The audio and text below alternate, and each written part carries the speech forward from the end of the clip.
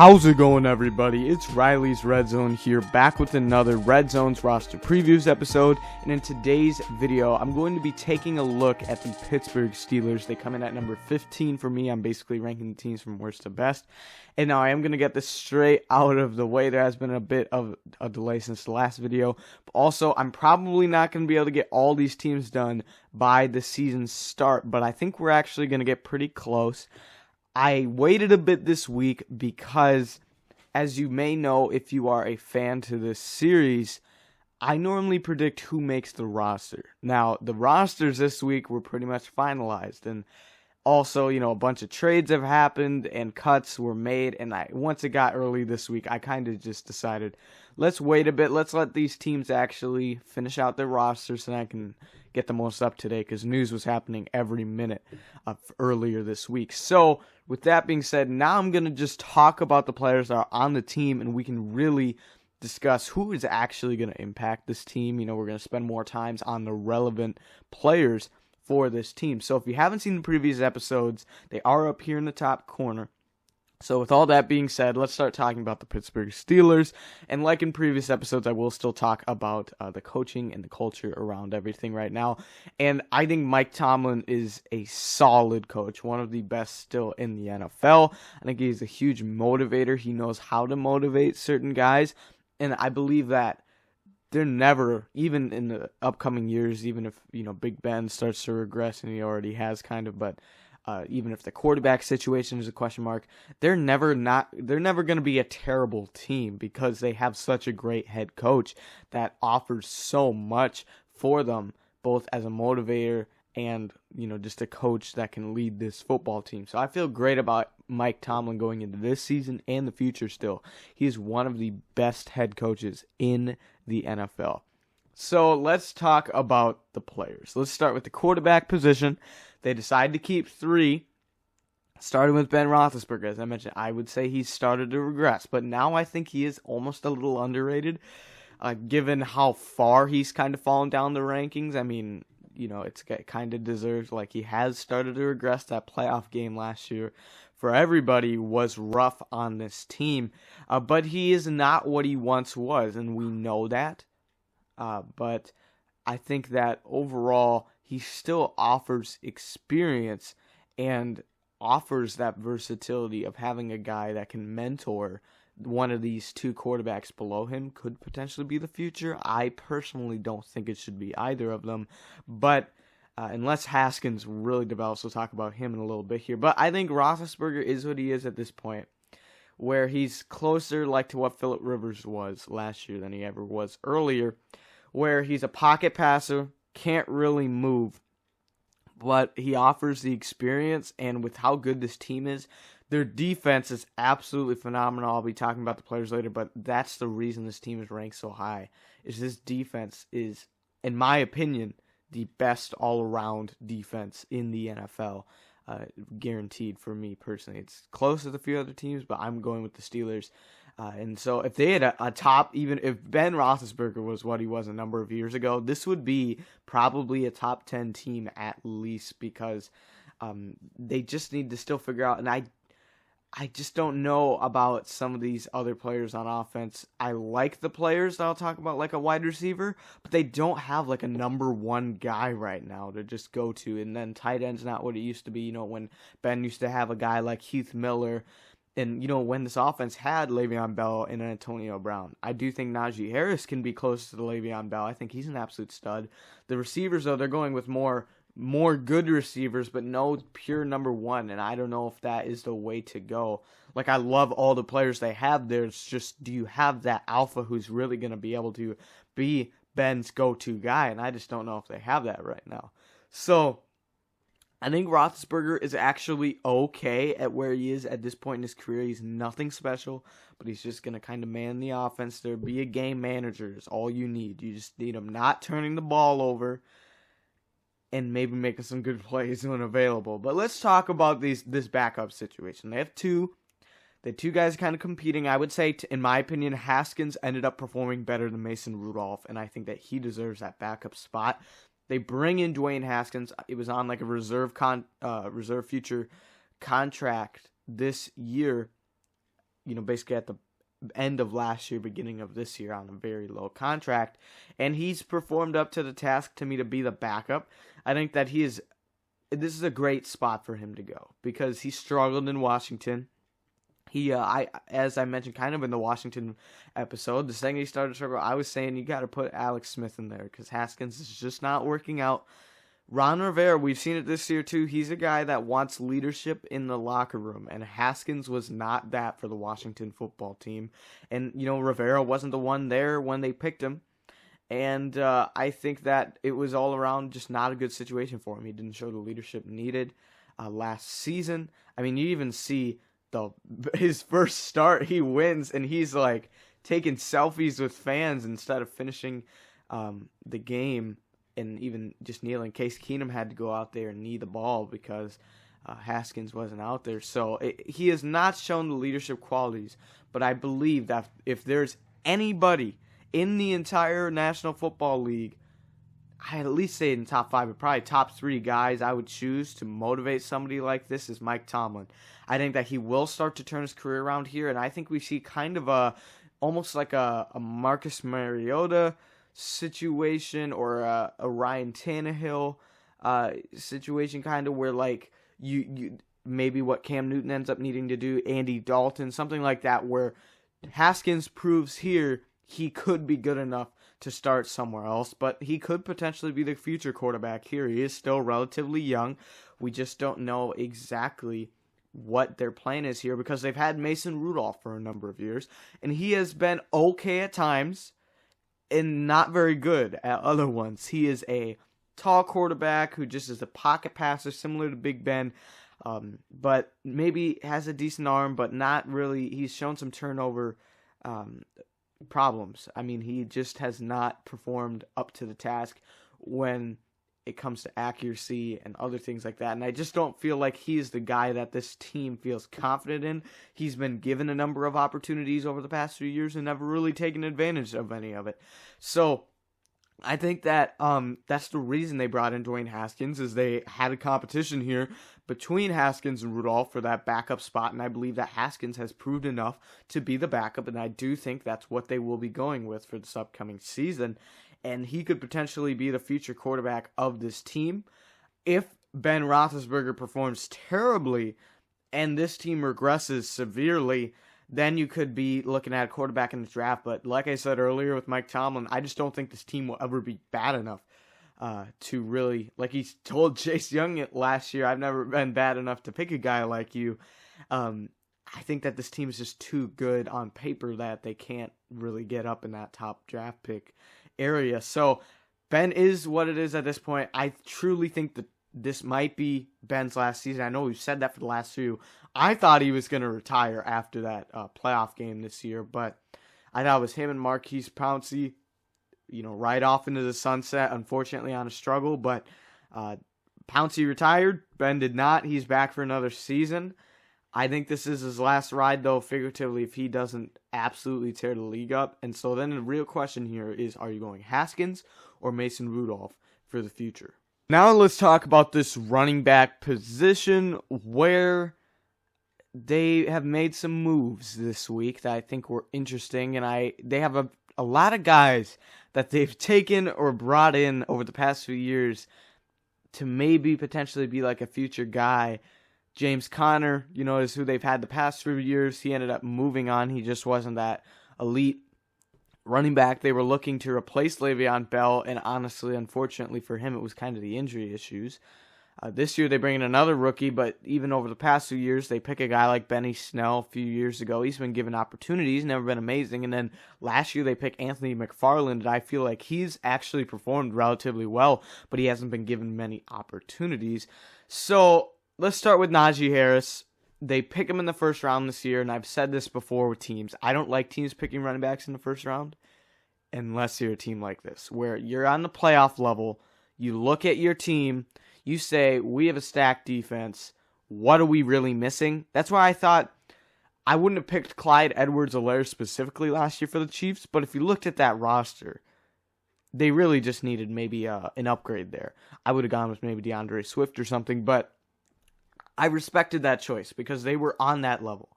I think this team is on that level. And honestly, the reason where like they kind of are ranked only at 15 is Ben Roethlisberger. I think that Najee Harris was a great choice in the first round. He was my number one running back. I think he offered the most of anybody in this class. He can catch the ball, and for how good of a runner he is, that's pretty impressive because he can actually be involved in the passing game. I do think he's similar to a Le'Veon Bell level that he will be. I mean, he's definitely, in my opinion, quicker. I mean, Le'Veon Bell was that traditional kind of, he was so patient with the ball. I think Najee Harris is also a little patient, but more so just has a lot more burst, in my opinion, than Le'Veon Bell. So I think that they potentially have their future running back here with Najee Harris. As I said, they've kind of swung at the board, swung at the bat a few years in a row, really. They've picked running backs like 3 of the last 4 years. But I think that Najee Harris is their future guy. I think that we saw enough of him in the preseason to be confident in him. But, it wasn't like he was unbelievable. But I think that he has proven himself that he will be right in this rotation. He's a great option for fantasy, as he pretty much is going to be the leader in this backfield. He got a huge majority of the first team reps in preseason, and I think that that is who they're going to go with here for the future. I think he's a great choice, super explosive, and I'm very excited to see how they will involve him in the passing game. As I mentioned, Benny Snell, they chose. He is another interesting. I think he's dealt with some injury issues, like all their running backs. It seems like over the past few years have dealt with some injury issues. But I feel like he's just an okay running back. I think Tomlin likes him, but he has not performed unbelievable under the circumstances that he's been given. I think he's been given plenty of opportunities, with James Conner being hurt multiple times throughout the past few years. But we just have never seen Benny Snell take over and say, I'm the future running back of this team. So I like him as a backup. I actually was more impressed by Kalen Ballage this offseason. In the preseason games, I talked about him in the Impressive Players from the Hall of Fame game. But I think that after that game, I thought maybe he was going to be that running back. They chose to bring him in. I was shocked they did, because I felt really good in Benny Snell, Anthony McFarland, and then this week they chose to cut Jalen Samuels. I was a little shocked by that. So I think that Kalen Ballage has proven himself to be the veteran option in this room, and I do think he could be a go-to. He's really revived his career. He started really slow in Miami, and I think he spent some time in New York for just a little bit, but then he ended up with last year the Chargers. And then he comes over here. That's why I was kind of shocked. I thought he was actually going to get maybe re-signed or just another decent opportunity with the team. But I was thinking, why Pittsburgh? You're going to be like the 4th string running back, because when McFarland comes back, I think he's going to be that 2nd or 3rd string. I think he's maybe even leapfrog Snell this year, because he is very explosive. He looked very good in the preseason. He is on the injured reserve right now, so he will be out for at least 3 weeks, which is, concerning for him. But that's where I think Kalen Ballage, because of his preseason performance, able to make his way onto the team. But when Anthony McFarland comes back, I think they're going to try to get him in a little bit more. So the running backs are pretty good. It's a very young group. Najee is an absolute stud. Below that, I just don't know about the approach of, I'd rather give a second guy, like, let's just have you be the backup. But they're going a number of routes. But it's very depth-filled, so I really like that. They still have Derek Watt at fullback. He's just a fullback. It is what it is. So I like this backfield for sure. I think Najee offers so much upside and can get this team back to like what they had with Le'Veon Bell. I'm interested to see how that will work for them. At receiver, they're choosing to go with 5 guys, and I agree with that, because behind that they did not have much, to be honest. And even I don't think Ray McCloud is an NFL roster player, but I would have had them keeping him anyways because of just how much depth they didn't have at this receiver room below their top few guys. And it's interesting, James Washington is a solid depth piece, but he supposedly wanted out of Pittsburgh. They haven't traded him yet, so I feel like he could be gone too. And if you do, I don't want Ray McCloud anywhere close to being a starter if an injury happens. So if anything, he's just kind of a returner gadget guy, and so I don't want him on the field as a receiver very often. So let's talk about who they have. I'll talk a little bit about fantasy here too, but it's like, who is the number one guy in this room? I really don't know. They have 3 guys who I think are a number 2 receiver, and I don't think that approach normally works. Two guys, it's just like that quarterback situation. 2 does not equal 1. I don't think that any of these guys right now, if I were to say one would be the future one on this team, I'm saying Chase Claypool. But for this year, I think the ball is going to be spread around. I don't feel absolutely great about anybody really taking over. I think Juju has, people joke about his slants kind of in his short yardage situations. I mean, that kind of is what he is. He's not, but he's not, one of the worst in the league like that. He's not Michael Thomas level with that. But he is, honestly, in my opinion, only kind of gone downhill. And you look at when Antonio Brown left, I think people thought Juju was going to be then he was going to develop into a top 10 receiver. I feel like a lot of people thought. But he has not really done a whole lot since Brown left. And I think he's better to be the Robin to somebody's Batman. And that's what I'm saying is this team right now does not have a Batman in this receiver room. I think it personally will be Chase Claypool. But it's also, when you have 3 guys right now about the same level, you have Ben Roethlisberger who's aging. He's probably going to be out of the equation soon. Who's the new quarterback going to choose to be the guy? I just think Juju has started to kind of go downhill. I mean, all the off-the-field antics, with people were making fun of him with the logo stuff and whatever last year. That's fine to me. I don't have any problem with that. But it's more so I want to see him step up into this number 1 receiver role because I still believe he can do it.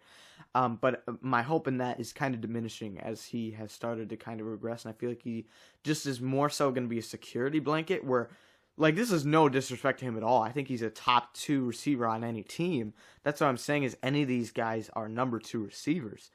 And I just don't love that. Deontay Johnson started kind of slow. Everyone was like, he's going to break out this year as a rookie. He's going to break out the next year. He finally started to last year, and I think this will be his best season yet. So maybe he's the guy that takes over the number 1. He is pretty fast, but I don't feel absolutely confident in him right now being a top guy either. And then I like Chase Claypool. If I were to pick a guy in this room to really step up, I'm going Chase Claypool. Now, the thing, though, is he's still only in his second year. How much has Ben trust him? But he had on and off weeks last year where he scored, I think it was 4 touchdowns in a game against the Eagles. They were giving him even jet sweeps and stuff like that, end arounds, and just giving him the ball rushing and catching. And he's a great jump ball guy. At Notre Dame, I think a lot of people thought he was maybe going to even transition to tight end as he was kind of a bigger guy who can play in the slot. But he ended up, staying at wide receiver here, and I do think he's proven himself to be a top guy in this receiver room. I do think he will take over the number 1 if I had to pick somebody, but I still don't feel great about that. I mean, right now, you might say he's number 3 on the depth chart, and that's crazy to say. Because once again, I think with how well he played last year as a rookie, I'm willing to mark him up as a second receiver on almost any team, but I just don't know about this. Like, who takes number 1? I do think Claypool is the best at jump ball. I do think he will take that potentially, but it's like, who is the number 1 in this receiver room? I really want to know that, and I don't think we're going to get an answer right away. So for fantasy purposes, if you have a preference on any of the guys, take your shot on it. Any of them could be the number 1, but at the same time, you might kind of want to avoid it unless you can get somebody in the later rounds. As I mentioned, James Washington supposedly wanted out. He's a solid jump ball guy. I think he actually could be a solid number 3. I know we've seen the Chiefs throwing out there a lot as a team. I think he would fit there really, really well. I think on a team like that maybe needs some receiver depth, he can be a really good rotational piece. But a place like here, I can understand where it's like, I'm not getting any playing time. It's like you're the 4th receiver. He's not going to get much playing time. So I understand that. I was shocked Pittsburgh didn't just capitalize on it. I mean, obviously he's a great fourth receiver, but if you're, I would personally rather, if you can get like this may be a reach, but if you can get like a 5th round pick for him, I'm honestly taking that, because you're like when he's a free agent, you're not keeping him over Schuster, Johnson, or Claypool. So, and then as I mentioned, Ray McLeod, not a surprise that he's still on this team after roster cuts, but I don't feel super confident in him. I didn't see much in him this preseason, honestly. They gave him the ball with the few gadget plays. That's what I see him kind of being at best. So I just don't feel great about that. The tight end room is, I like what they're trying to do here. I like them picking up Pat Freiermuth. As I mentioned earlier, they made a guy like Heath Miller, who was pretty slow, into one of the best tight ends in the league at certain points. So Eric Ebron is what he is at this point in his career. I don't think he's going to be around here forever, as I think they will eventually switch to Pat Freiermuth. But I do think that Ebron still is a solid tight end right now, and he can just be an experienced vet, and then Freiermuth takes over eventually. I think that Ebron has dealt with the drops early in his career. He really blossomed in Indianapolis, and then he came here, and he's been okay since. He is fine, to me, is what I would say on that. Pat Freiermuth, I do think, will end up being a top guy, probably by the end of this season. I do think that Ebron's time is running out, because you have a young tight end like Pat Freiermuth that can potentially take the mantle up. So I like that. And then Zach Gentry, I thought, performed relatively well this preseason. I like him there as a third guy who can be a blocker. I think that fits really, really well. You can have the other two as your top receiving guys, and then Gentry just be that blocker for the tight end position. So the receivers as a whole, as I mentioned, the depth is great. Like, I think any of the receivers would be a number 2 on any team for the top 3 or 4 guys there. The tight ends are decent. Najee offers something in the receiving game, but it's when you're in the fourth quarter needing some big plays, who are you going to? In my opinion, it's Chase Claypool, but I don't know who it's really gonna be. So very interesting as a receiver, as I mentioned. I just don't feel like the 3-for-1, 3 twos does not equal a number 1 dominant receiver. And that's what I feel about this team right now at the receiver spot. Now at the offensive line. This room has just been torn apart this season. What once was, the Great Wall of Pittsburgh, that was elite. Wow, I just thought about all the names that used to be, you think when this team used to have guys like Alejandro Villanueva, Marquise Pouncey, David DeCastro, Matt Filer even was decent for this team. You had some solid players. Marcus Gilbert. This used to be one of the best offensive lines in the entire league. And I think a lot of positions have been torn apart this year. When you have an injury to one of your better tackles, that is also something that hurts. So I like the players on this team. I think that on paper, these guys are good, but they're all very young, and so they're still developing, and not much starting experience here. Chukuma Okorafor at left tackle, they picked a few years ago. We just haven't seen much action from him. I think he will end up being a decent tackle, but not much experience there at the moment. And I think that right now for this year, I don't feel great about him being a lockdown left tackle on that blind side. I think that is a huge position of need. Kevin Dotson they picked last year. I think he's developing into something. I don't feel great about him at left guard. He has a lot of power, but he certainly has started to perform relatively well in the preseason, and I think has shown a lot of upside. So that's not bad at all. I think that's pretty decent. I think that he's probably one of their better linemen right now. As J.C. Eisenhower, I think that he has shown a good amount as a rotation player, and this year he has a big job to step up. But I think he can do it. If he can't, Kendrick Green is there, but I do think that Ostenauer has the experience, on a number of teams versus some of the other guys in this room, that I think he's going to be their starter right away. He's been here longer, so I like him right now. It's a huge shoes to fill, but he's not a bad option there. It's him and Dotson. I like a core 4 too. It's just these are all younger guys with not much starting experience. Okay, I don't really know. I think it was all for cap purposes, but on paper, if you told me the Steelers signed Trey Turner this offseason, I would have said, okay, solid idea. You have young offensive linemen. He can start opposite David DeCastro. But then they cut David DeCastro. He did end up retiring, though, I believe. So he probably wouldn't have stayed anyways, I guess. But, I just imagine of what could have been with that. Like, Trey Turner, I feel like now Trey Turner, instead of being like a budget, underrated, good signing to start opposite a really good guard this year, now becomes, you got to fill the shoes of one of the best right guards in the entire league. So, I think that Trey Turner is a solid player as a starter. He might be, honestly, unfortunately, the best lineman on this team, which is not good right now. He won't be for longer than like a year or two, but because the core 4, like I'll talk about in a minute, you have a future potentially here on this line. Like next year, that could be good, but right now it's so young. Zach Banner probably is their best lineman, but he's hurt, and so you have to play Joe Haeg, who's been a journeyman at right tackle. Now, I do think he performed well this preseason at right tackle, and they chose to keep him at least initially over guys like BJ Finney and Rashad Coward. But I think that I don't feel great about him being a starter.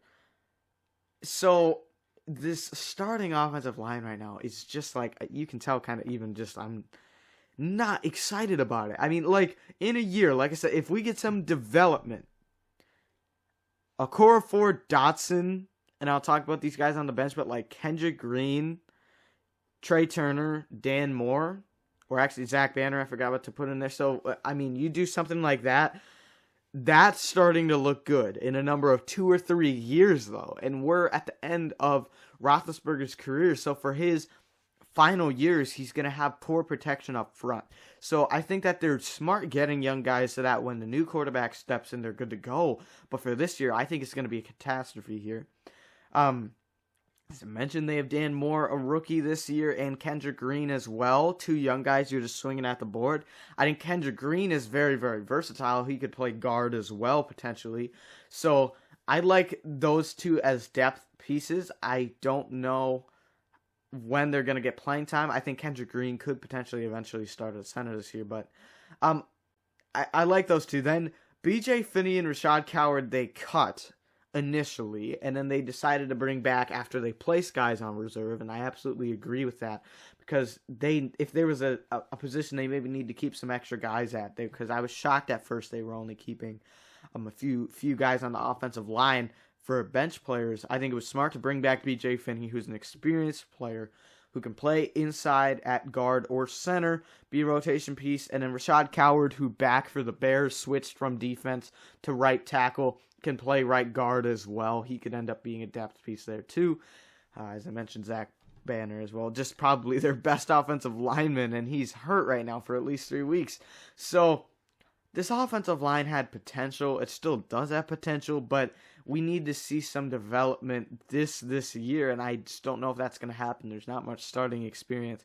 I feel bad for Big Ben here, as he's got all the weapons around, but this might be the biggest weakness on this entire team. Now moving on to the defense, I'm going to talk about it at every single position. I am shocked at the lack of depth on this defense. But as I mentioned earlier, the starters and the rotation guys, this is the best defense in the league, in my opinion. Every position, you have startable guys that I feel pretty good about overall. It's just like, if an injury happens, you are lacking in so many. Like, I'm looking through every single position on this defense. You're missing stuff.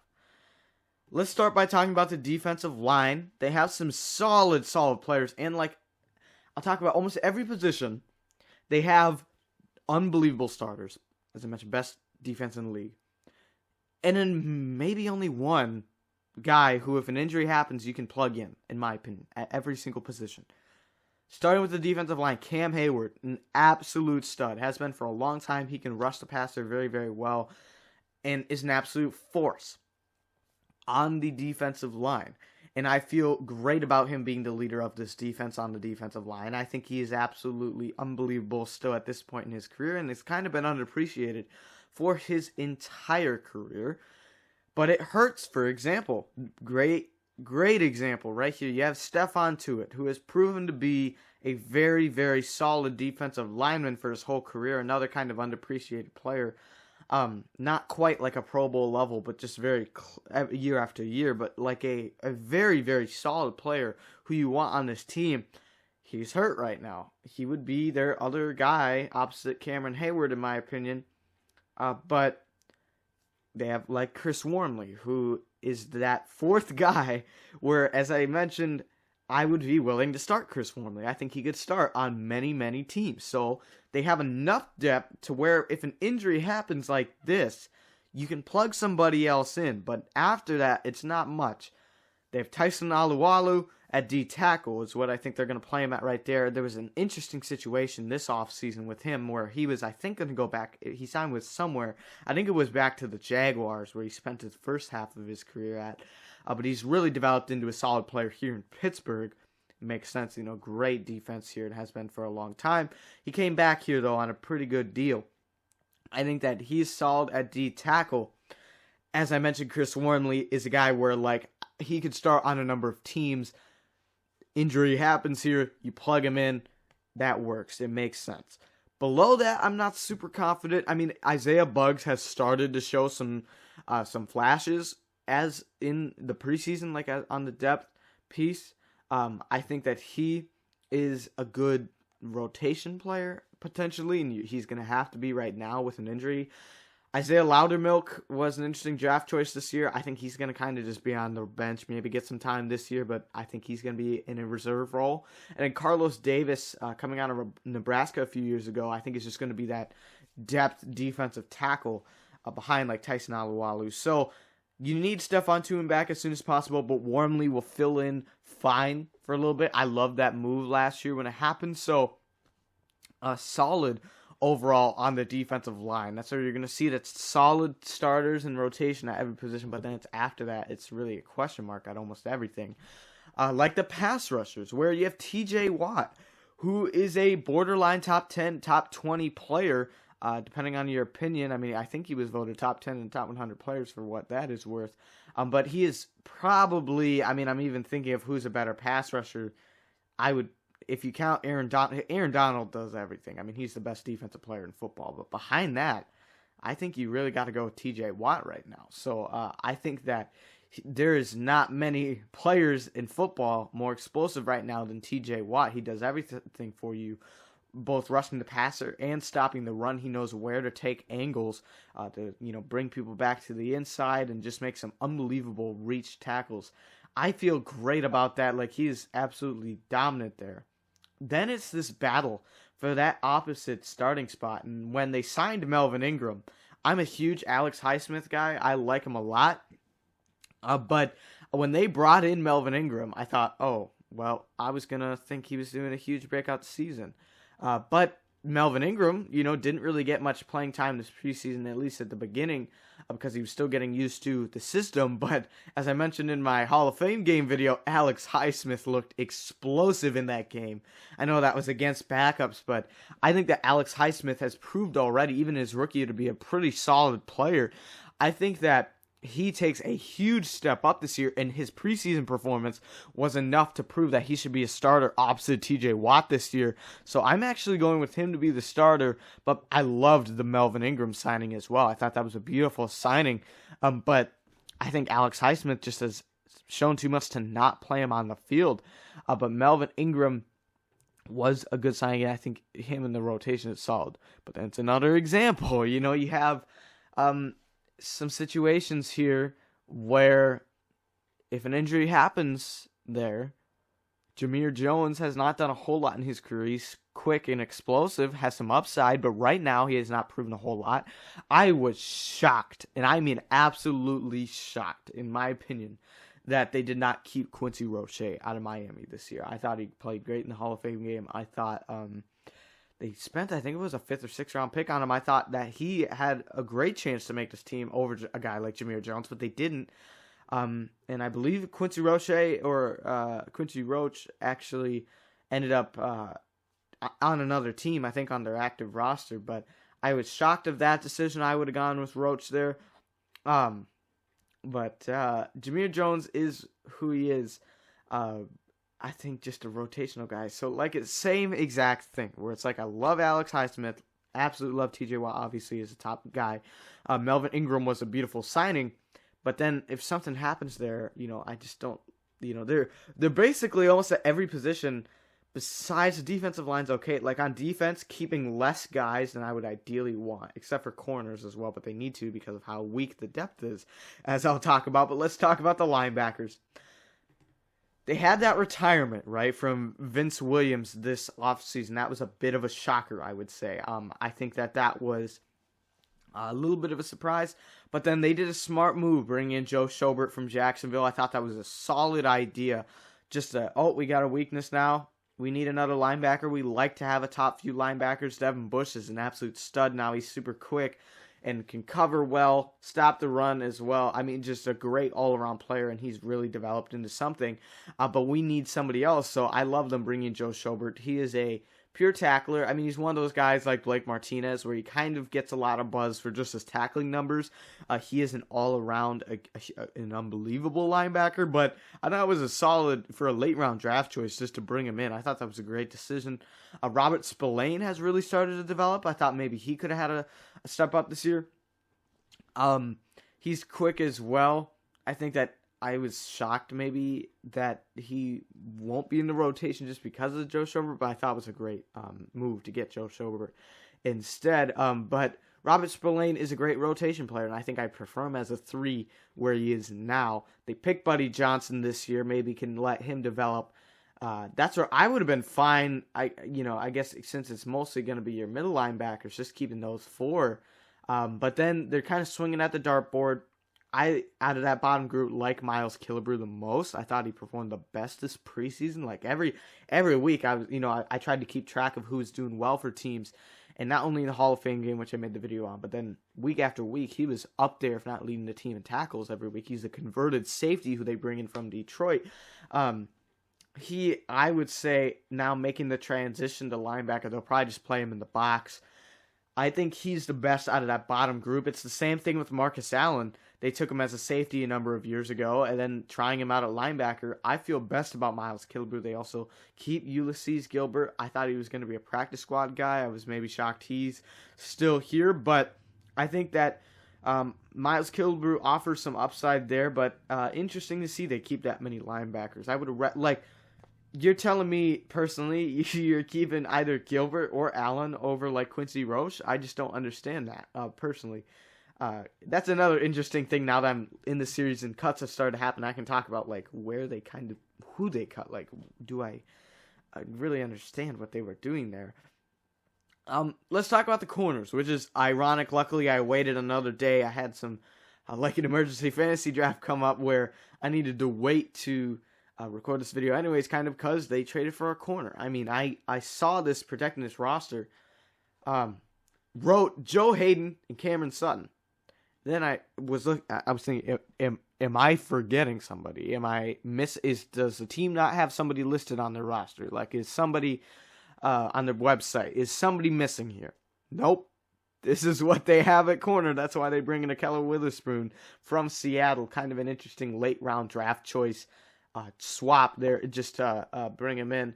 They give it over to Seattle.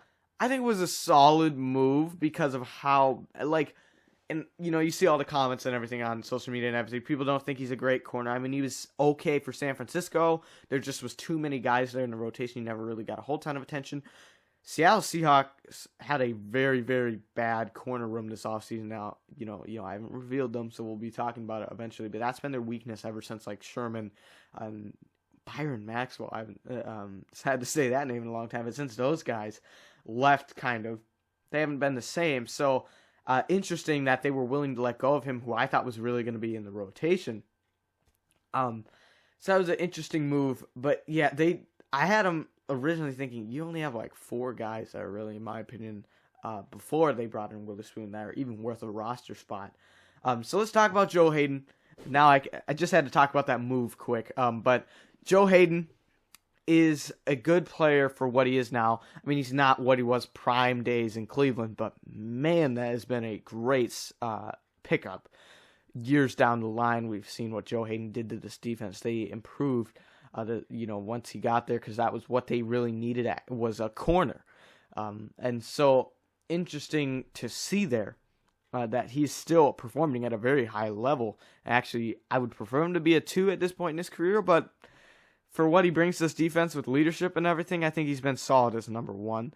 As I mentioned, they bring in Ahkello Witherspoon. I think that I saw he played a good amount of like nickel and slot with a similar, because I saw a tweet that was like he was similar graded to Steven Nelson, who they've had on this team for a number of years now, but he went over to Philadelphia after he was not signed for a long time. I loved that pickup for Philadelphia. So people were saying, if you're going to just pick up Witherspoon, why not keep Nelson? I don't know, but Cameron Sutton is a guy who's just been waiting, right? They've had Mike Hilton here over the past number of years, and I feel like Cameron Sutton really is going to step up into a starting role this year and prove to be a really, really solid player. Behind that, you have Justin Lane, who is a lengthy kind of, guy, man-to-man cover player from Michigan State last year. He dealt with, I think, an off-the-field issue this year, and I was maybe shocked he was still going to be possibly a starter, but more so in the rotation. But they chose to keep him around. I think it's good to have that skill set. But then James Pierre has performed very, very well for this team. And he started to really develop into a solid player that proved to me that he should be on a roster this preseason.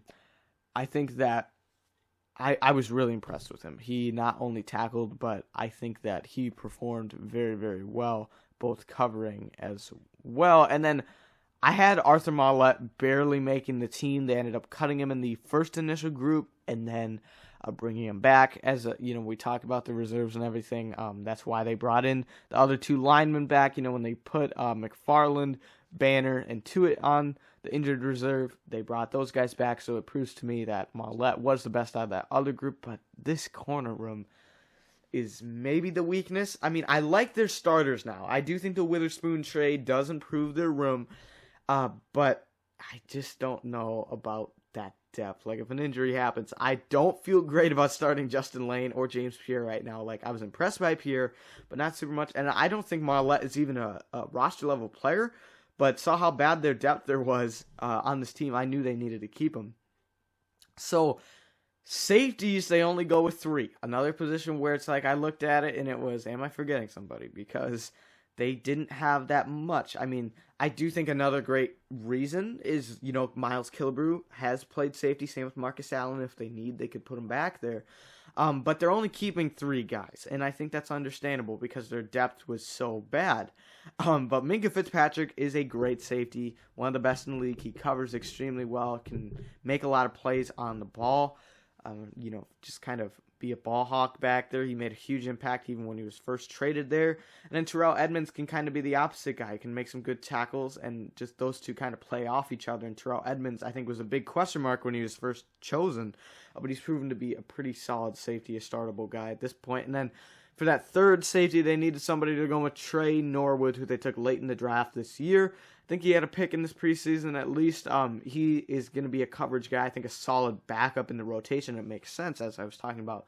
If a guy can play linebacker, that means they're going to be up in the box, meaning they're going to be hard hitters. So if you figuratively had any injuries, Trey Norwood is kind of that Fitzpatrick role, and then they could have Killebrew or Allen be that backup to Edmunds if they needed at safety. So I think it's fine keeping 3. Love Minkah as a top guy. Edmunds is solid. Norwood, a decent backup. I like that safety room overall, what they've been able to do with it.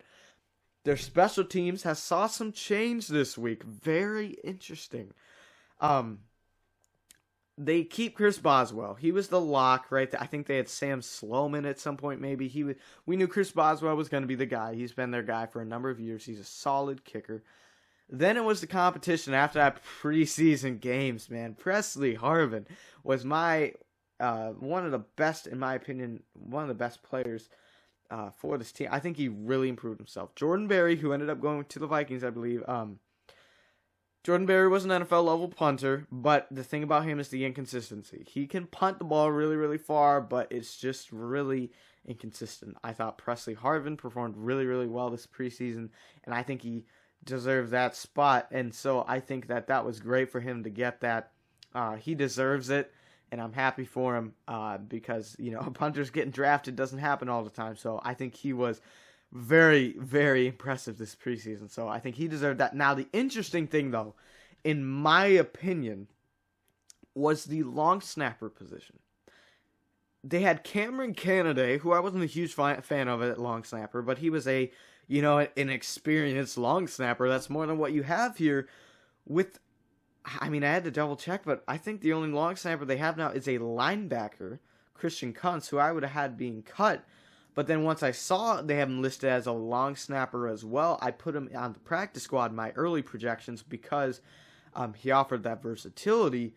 But I think that now he is their guy, and so maybe it's worth trying. If he ever has to go downfield on coverage, he can do that, but I don't know how much you value that.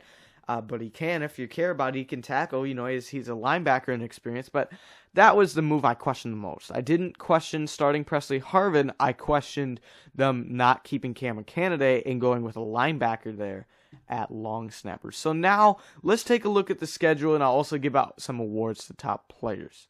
So something I want to mention before getting into the Steelers specifically is I had to make some adjustments. Not only just because of what's happened since I started the series, but this is my first year doing this series, and I do the record projections. If you've been following, I do automatic W's, automatic L's, and 50s. I'm still keeping that, but I had to adjust. I think I was doing too many 50-50 games, that when I was starting to look down the line, I did not, before the season, do any full-out, I'm going to go through every game and predict a winner. And so it would kind of be, the records matchup. I was kind of doing it episode by episode.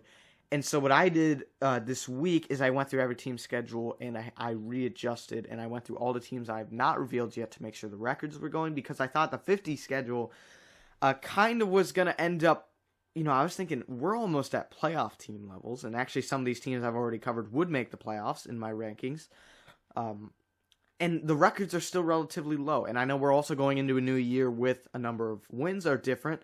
The amount of games are different. So we might see lower or higher win totals. But I went through, and I will say this. I don't know if every game now, if you're going to go through every episode, not only the old ones, but upcoming ones, are going to be consistent to where it's going to be like, oh, you had a W on this one and an L on this one. That might happen very, very often in the upcoming ones because I needed to make the records work specifically.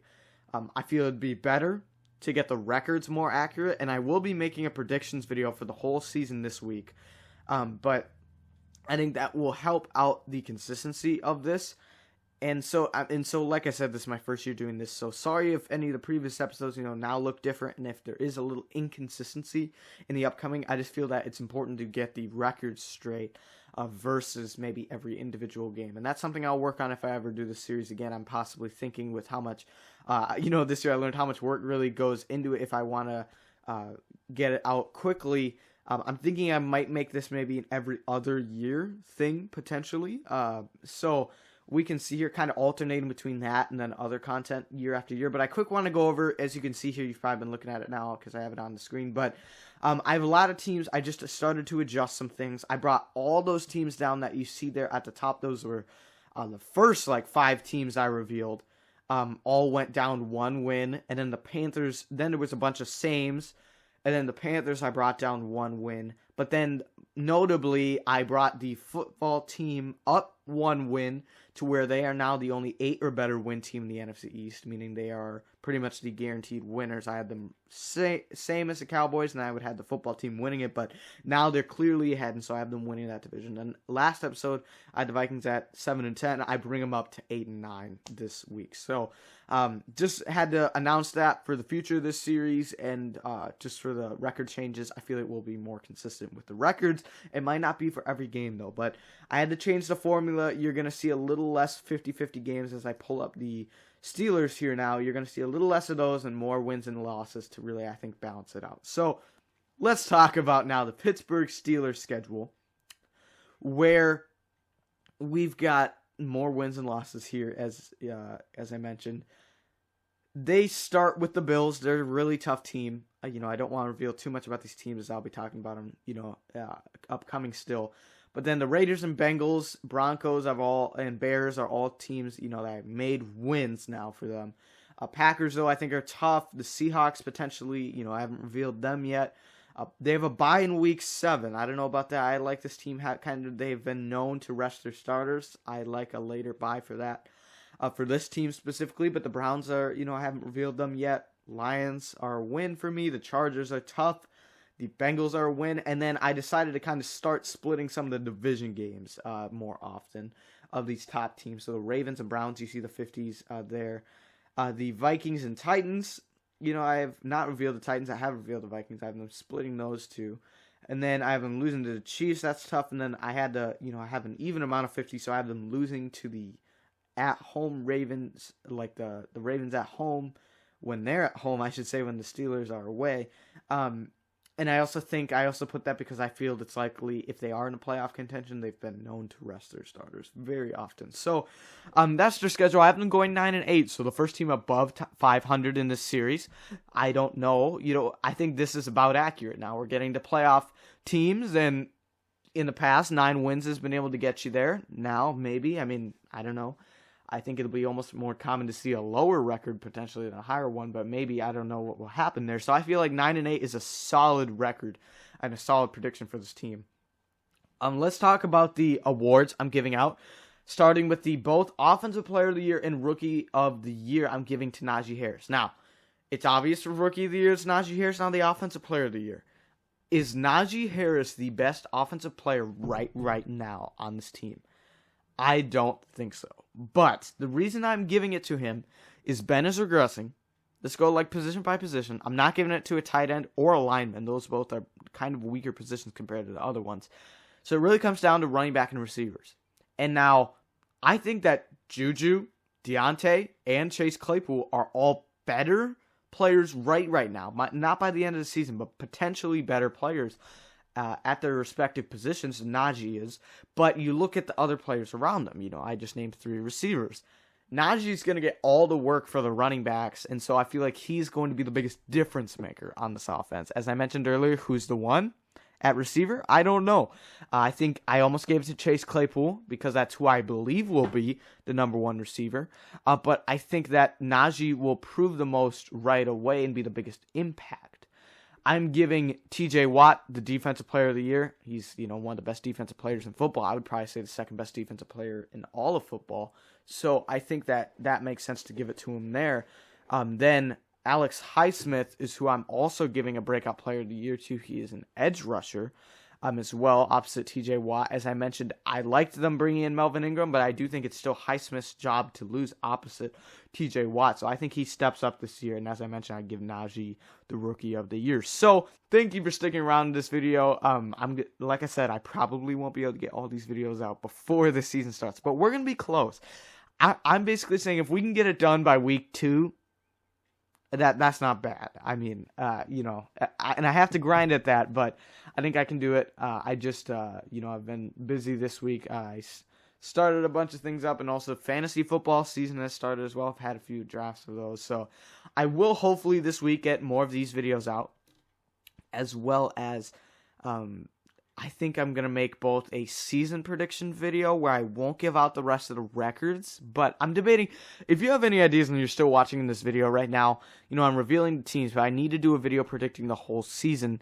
So that will reveal, I think, the seeds, you know, for the playoffs. I'm going to put a playoff bracket up there like I did for my playoff predictions video. But I don't want to give away the records, so I'm just going to give away the seeds. And as I've mentioned in past videos, the rankings are based on roster, not records. So I feel like that will be okay, and it won't give away too much. But then also I want to make a week 1 predictions video, so that should be out soon as well. So with that being said, thank you so much for watching this video, and I will see you in the next one.